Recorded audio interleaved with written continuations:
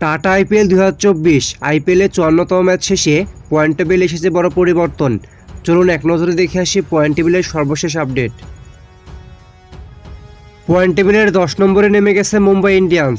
11 match খেলে তাদের জয় 3 ম্যাচে, হার 8 ম্যাচে, পয়েন্ট 6 এবং নেট রান রেট -0.356। পয়েন্ট টেবিলের 9 নম্বরে রয়েছে গুজরাট টাইটান্স। 11 ম্যাচ খেলে তাদের জয় 4 ম্যাচে, হার 7 ম্যাচে, পয়েন্ট 8 এবং নেট রান রেট -1.117।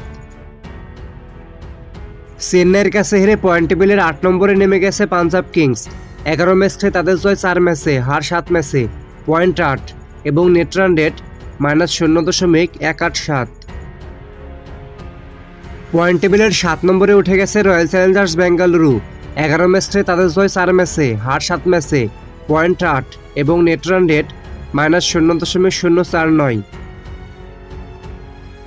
পয়েন্ট টেবিলের 6 নম্বরে রয়েছে দিল্লি ক্যাপিটালস।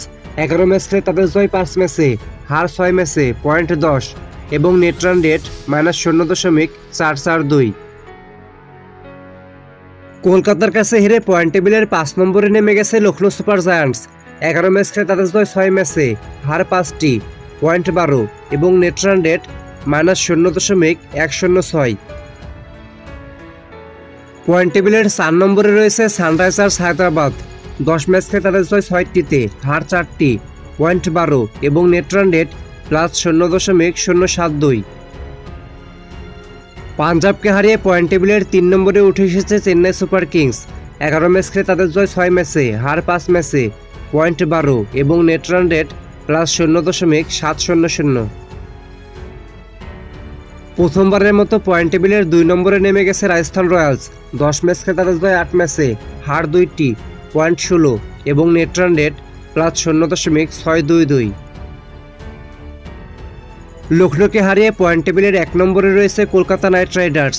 11 ম্যাচ খেলে তাদের জয় 8 ম্যাচে, হার 3টি, পয়েন্ট 16, নেট রান রেট +1.107।